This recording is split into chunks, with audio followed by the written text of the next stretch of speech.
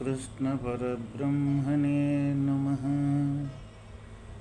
ॐ शुक्लाम्बरधरं विष्णुं शशिवर्णं चतुर्भुजं प्रसन्नवदनं ध्यायेत् सर्वविघ्नोपशान्तये। శ్రీ భాగవత రత్నాకరం ద్వితీయ స్కందము.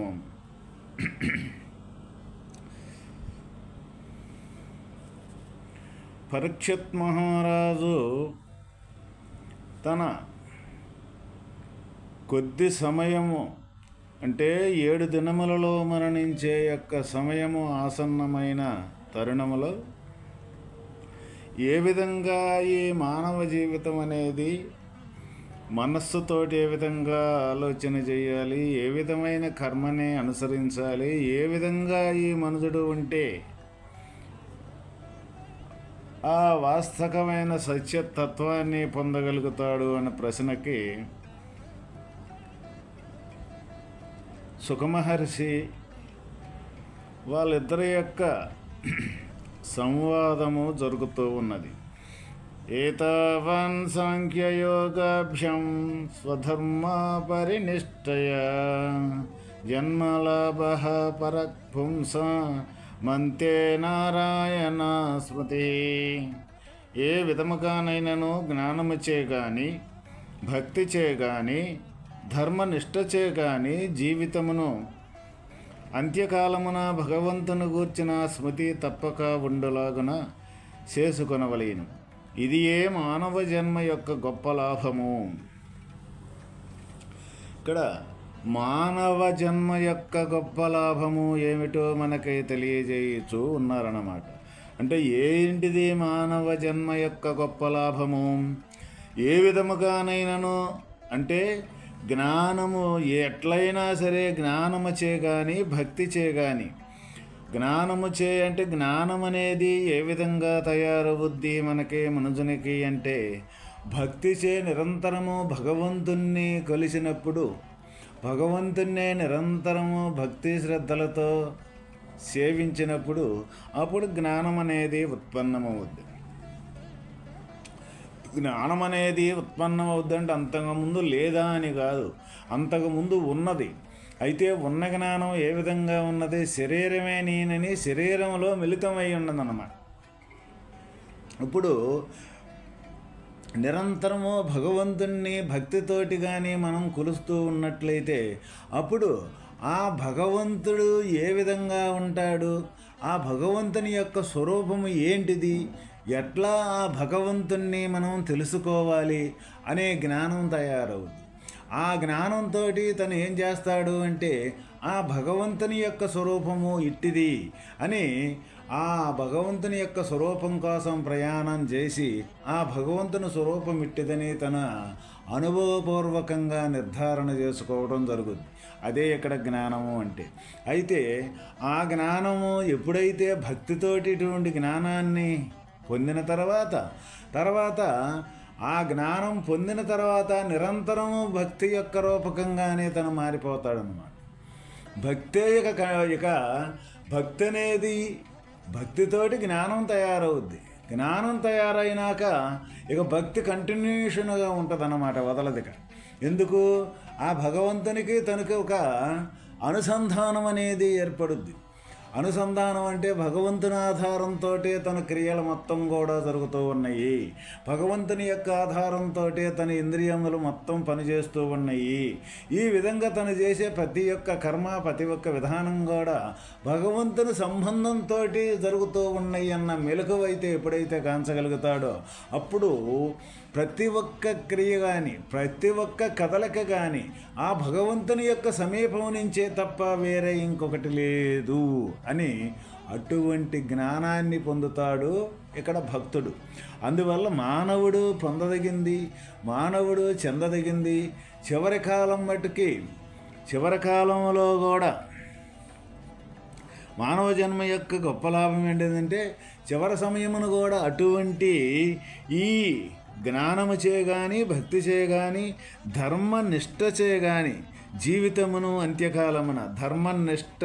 ఇక్కడ ధర్మనిష్ట అంటే భగవంతునితోటే సమస్తం మొత్తం ఏ ధర్మం అయితే కూడుకోనుందో భగవంతుని యొక్క ధర్మంతో ఈ సృష్టి స్థితి లయాలు మొత్తం ఏ విధంగా జరుగుతూ ఉన్నాయో అదే ఇక్కడ ధర్మనిష్ట అంటే.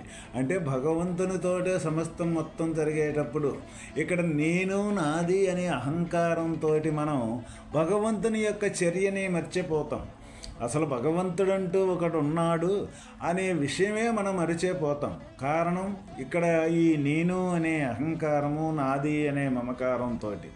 ఏది నేను? శరీరమే నేను అనుకునే అహంకారం ఏదైతే ఉన్నదో ఆ తర్వాత ఇది నేను అనుకున్నప్పుడు ఈ శరీరానికి సంబంధించింది నాది. ఎప్పుడైతే ఈ నేను నాది అనే అహం మమలు ఏవైతే ఉన్నాయో అవి వాస్తవంగా భగవంతుణ్ణి మరిపించేస్తాయి అన్నమాట. అందువల్ల భగవంతుణ్ణి మనం మేలుకొల్పుకోవాలి అని అన్నప్పుడు ఎంతైతే ఈ నేననేది నాదనేది తగ్గుతూ ఉంటుందో, అంటే తగ్గుతూ ఉంటుందంటే తీసి శరీరాన్ని ఎక్కడో దూరంగా పడవేయమని, లేకపోతే ఈ శరీరానికి సంబంధించిన సంపదలు ఎన్ని తీసి దూరంగా తొలగించి ఎక్కడికన్నా వైదొలగమని కాదు అని అర్థం. మన లోన ఈ జ్ఞానం అనేది వీటి మీద మమత్వాన్ని తగ్గించుకోమని. అంటే మమత్వాన్ని తగ్గించుకుంటే వీటితో క్రియ ఏ తీరిగా ఉంటుంది అంటే అది చేసినా చేయని కింద దానితోటే ఉంటుంది. అంటే ఏ విధంగాను అంటే కర్మ అనేది మనం చేసేటప్పుడు నిష్కామంగా, అంటే ఎటువంటి కోరిక లేకుండా కానీ మనం కర్మను కానీ చేసినట్లయితే అది కర్మ చేసినప్పటికీ కూడా చేయని దాని కిందకే మనకే జవాబిచ్చుద్ది, చేయని దాని కిందకే వచ్చుద్ది అటువంటి కర్మ. అదేవిధంగా ఎప్పుడైతే మన భావన, మన ఆలోచన భగవంతునితోటి సంబంధం అనేది మనకి పెరుగుతున్నప్పుడు ఇక మనం ఈ దేహం మీద, ఈ దేహంకు సంబంధించిన మమ మీద, ఈ అహమ్మమల మీద అనేది శ్రద్ధ తగ్గిపోతుంటుంది. అంటే ఒకదాని మీద పెరుగుతూ ఉందంటే ఒకదాని మీద తగ్గిపోతూ ఉంటుంది. ఇప్పుడు మనకు జరుగుతున్న క్రియ ఏంటిది? ఈ శరీరమే నేను అనే అహం, దీనికి సంబంధించిన మమ, దీనికి సంబంధించిన క్రియలు, దీనికి సంబంధించిన ప్రపంచం మీద మనకు పెరిగిపోతూ ఉన్నది కానీ మమకారం. అందువల్ల భగవంతుని అసలు ఉండాడో లేడో అన్న విషయం అనేది మనకు గోచరించటం వల్ల. కాబట్టి మానవ జన్మ ఎత్తిన ప్రతి ఒక్కరము కూడా మనం పొందదగింది, చెందదగింది ఏదయ్యానంటే భక్తిచే కానీ, జ్ఞానం చేసే కానీ, ధర్మనిష్టచే కానీ అంత్యకాలమున, చివరి కాలమున తప్పనిసరిగా భగవంతుని యొక్క స్మృతి, అంటే భగవంతుని యొక్క స్థితిలో విలీనమైపోయే యొక్క స్థితి ఏదైతే ఉందో దాన్ని సంపాదించుకోవటం అనేది చాలా చాలా అవసరము. ఎందుకు దాన్ని సంపాదించుకోవాలి? భగవంతుని యొక్క స్మృతిని, భగవంతుని యొక్క స్థితిని ఎందుకు మనం సంపాదించాలి? ఎందుకు అంటే అసలు వాస్తవమైన స్వరూపం అదే కాబట్టి. అక్కడి నుంచి కదిలి, ఇదంతా కదిలి ప్రయాణం చేసే ఒక ప్రవాహం వల్లే కదిలి ప్రయాణం చేసేది. ఇదంతా ప్రయాణం చేసేది ఎప్పుడూ నిజం కాదు. అది ఒక గాలివాటం వల్లే కదిలి అది ప్రయాణం చేస్తూ ఉంటుంది. ఒక సముద్రం అలల్లే కదిలి అది ఒడ్డుకు ప్రయాణం చేస్తూ ఉంటుంది. చేసి చివరికి దాని నామరూపం అనేది లేకుండా పోతూ ఉంటుంది. అందువల్ల ఇది ఎప్పుడూ నిజం కాదు. ఇది ఎప్పుడూ నిజం కాదు కాబట్టి నిజమైన స్వరూపము భగవంతుని యొక్క స్వరూపము.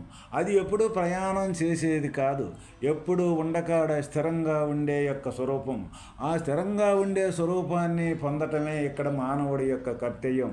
అందువల్ల అంత్యకాలములో అటువంటి భగవంతుని యొక్క స్థితి తప్పనిసరిగా, అటువంటి భగవంతుని యొక్క స్థితి అది జ్ఞానం చేత తెలుసుకొని అటువంటి అనుభవాన్ని పొందటం, లేదా భక్తి చేత నువ్వు తప్ప వేరే లేదు, అన్యథా శరణము నాస్తి, త్వమేవ శరణం మమ అని సర్వాన్ని మొత్తాన్ని భగవంతునికే అర్పించి ఆ విధంగా భక్తి చేత కానీ, లేకపోతే ధర్మనిష్ట అంటే నువ్వు తప్ప వేరే లేదు, సమస్తం మొత్తం నీతోటే జరుగుతుంది, సృష్టి స్థితి లయాల మొత్తం భగవంతుని యొక్క ఆధారంతో జరుగుతూ ఉందన్న మెలకువ, ఆ తీరుగా త్రికరణ శుద్ధితోటి ఈ క్రియల ద్వారా ఏం చేస్తాడు మనుజుడు అంటే వాస్తవమైన అంత్యకాలం లోపే ఈ భగవంతుని యొక్క స్థితిని పొందటం అనేది జరుగుద్ది. ఎప్పుడైతే అహంకారం అనేది అనుమాత్రం లేకుండా తొలగిపోతుందో ఆ మరుక్షణమే భగవంతుని యొక్క స్థితి అక్కడే ఉంటుంది. అందువల్ల మానవుడు చేయవలసింది, మానవుడు పొందవలసింది, చివరి మట్టికి అంత్యకాలంలో పొందాల్సింది ఏంటంటే భగవంతుని యొక్క స్థితి.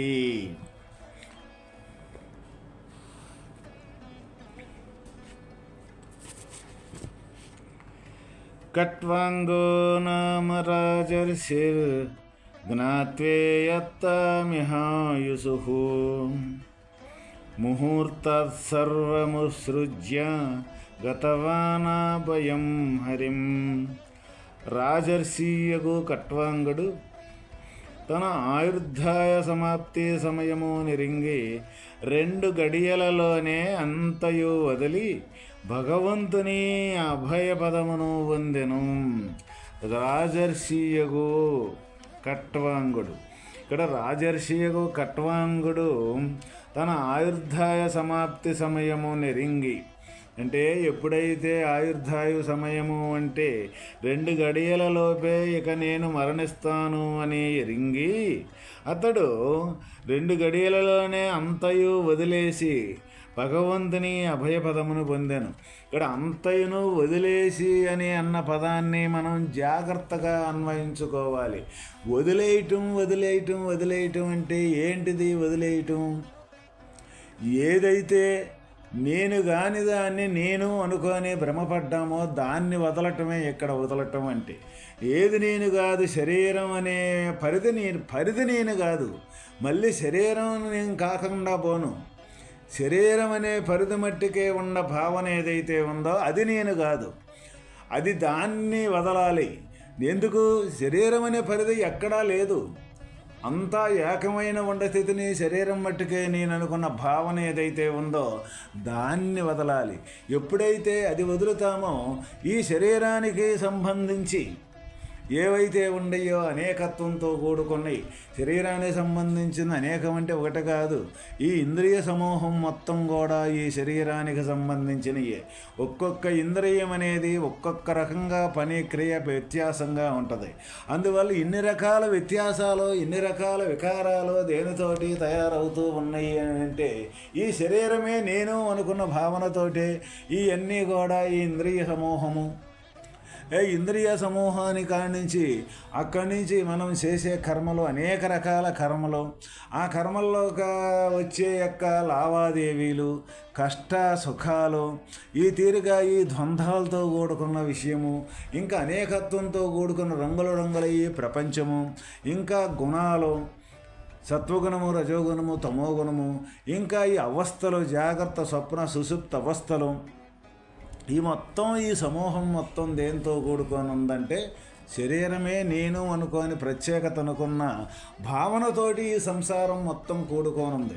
అదే వాస్తవకంగా ఈ శరీరం అనేది నేను కాదు, శరీరం అనే పరిధి, శరీరం అనే ప్రత్యేకత ఎక్కడా లేదు అని బాగుగా విచారణ చేసి విద్యతోటి విచారణ చేసిన తర్వాత ఈ లేనిదాన్ని లేనట్టుగా వదిలి శరీరం కానీ సాకారం కానీ ఈ సాకారానికి ఆధారమైన ఈ అంతరంగికంగా ఉండే నిరాకారం కానీ, ఇక ఈ నిరాకారమే ఇక్కడ ఆత్మస్వరూపం, ఈ సాకారమే ఈ జీవస్వరూపం. ఇక ఈ జీవస్వరూపంతో తయారయ్యేది ఏదైతే ఉందో ఈ జగత్తు అంటే కనిపించి మళ్ళీ ఏమీ లేకుండా పోయేది. ఈ మొత్తం కూడా దేని ఆధారంతో జరుగుతుందంటే నేననే ప్రత్యేకత కల్పించుకున్న కాడి నుంచి ఆ నేననే ప్రత్యేకత అనేది లేదు అని ఏ క్షణానైతే మనుజుడు వదలగలుగుతాడో ఆ క్షణానే తను ముక్తిని పొందటం అనేది జరుగుద్ది. అదే మనకి ఇక్కడ పెద్దలు ఇచ్చే సందేహం అన్నమాట. అట్లానే అటువంటి ఆ రాజర్షి 2 గడియలలోనే తను ఆ వదలాల్సింది ఏదైతే ఉందో ఏది కూడా భగవంతుని అభయాన్ని పొందాడనమాట. అంటే సమాప్తి సమయమున 2 గడియలు అంతయు వదిలి భగవంతుని ప్రాప్తిని పొందాడు. ఎప్పుడైతే ఇదే మనం చెప్పుకున్నట్టుగా ఈ అహంకారాన్ని ఎప్పుడైతే వదలగలుగుతాడో మనుషుడు, ఆ వదిలిన మరుక్షణమే భగవంతుని యొక్క స్వరూపంగా మారిపోవడం కాదు, సహజంగానే ఉంటుంది అక్కడ. ఎప్పుడైతే ఇది నేను అనుకున్నామో అప్పుడు అక్కడ కనీసం అది మరుపు జరుగుద్ది మనకి. ఆ మరుపు చెందింది ఏదైతే ఉందో అది గుర్తుకు రావడంతో ఇది లేదు అని నిర్ధారణ తేలిపోయిందంటే ఇది లేని మరుక్షణమే భగవంతుని యొక్క స్థితిగా ఉండటం జరుగుద్ది అక్కడ. అటువంటి స్థితిని పొందటమే ఇక్కడ మానవుడి యొక్క కర్తవ్యము. అదే ఇక్కడ మోక్షము అని అంటారు. అదే ఇక్కడ చేయదగింది. మానవుడు ఈ శరీరాన్ని వదిలేలోపు చేయదగింది పొందదగింది ఏదయ్యానంటే ఈ నేను లేని నేనని ప్రత్యేకించి కల్పించి నేననే అహంకారాన్ని వదలటమే తప్ప ఇంకంతకన్నా వేరే లేదు. దీన్ని వదిలేదానికే ఇన్ని రకాల గ్రంథాలు కానీ, ఇన్ని రకాల సాధనలు కానీ, ఇన్ని రకాల భక్తి జ్ఞానం అనే అనేక కోణాల్లో మనకి ఈ భగవతత్వాన్ని మనకి నిరూపణ చేసి పెద్దలు మనకి ఏర్పాటు చేసి ఇచ్చారన్నమాట. వాటినన్నింటినీ ఎవరికి ఏ మార్గం అయితే నచ్చుద్దో, ఏ మార్గాన ప్రయాణం చేయాలని అనుకుంటారో ఆ మార్గాన ప్రయాణం చేసి వాస్తవమైన లేనితత్వాన్ని, ప్రత్యేకతనే లేనితత్వాన్ని లేకుండా చేసుకుంటే ఉండతత్వంగానే మిగిలిపోవటం అనేది జరుగుద్ది. అదే ఇక్కడ వాస్తవమైన ముక్తి. అటువంటి ముక్తి దశను చేరుకోవటమే అంత్యకాలమున మనుజుడు ఆ ముక్తిని పొందటమే వాస్తవమైన తను సాధించే యొక్క విధానం.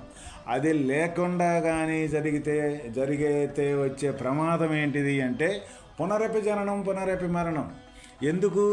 జన్మది ఉంది, ప్రత్యేకత ఉంది, ఇదే నిజము అనుకోని తన భావనలో, తన ఆలోచనలో, తన చిత్తము దీనితో కూడుకున్న ఏ కర్మలో అయితే ఉండే ఇది మొత్తాన్ని కూడా నిజం అనుకోనే దీన్నే కనీసం బంధించుకొని ఉంటుంది. కాబట్టి మళ్ళీ ఇది మరణకాల అంత్యకాల సమయంలో ఇది నిజం అనుకుంది కాబట్టి ఇదే మళ్ళీ కావాలి.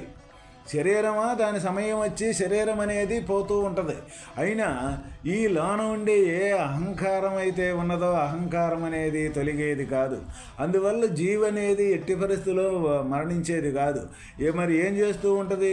ఈ ఉపాధి తొలగటంతో ఈ ఉపాధే నిజమనుకోని చేసిన కర్మ వాసనలు ఏవైతే ఉండయో వాటిని మొత్తాన్ని మూట కట్టుకుంటుంది.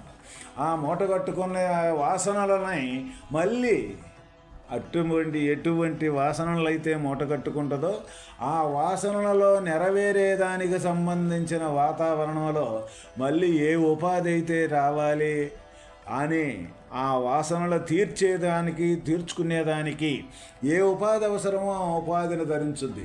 అందువల్లే ఇక్కడ జీవుడు స్వయంభూ అంటాం. స్వయంభూ అంటే తనకు తానుగానే ఉత్పన్నమవుతాడు, తనకు తానుగానే ఏమీ లేకుండా పోతూ ఉంటాడు. అటువంటి యొక్క స్థితే జీవుడు కాబట్టి అందువల్ల తను ఈ శరీరమే నేననుకొని చేసిన కర్మ వాసనలు మొత్తం కానీ తొలగించుకున్నాడా మళ్ళీ జన్మకే కారకుడవుతాడు. అందువల్ల అంత్యకాలమున మనం చేరాల్సింది ఏంటంటే ఇది లేదు అని దీన్ని త్యజించి భగవంతుని యొక్క స్వరూపాన్ని చేరటం, భగవంతుని యొక్క స్వరూపం యొక్క స్థితిని పొందటమే మానవుడి కర్తవ్యము. ఓం తత్సత్.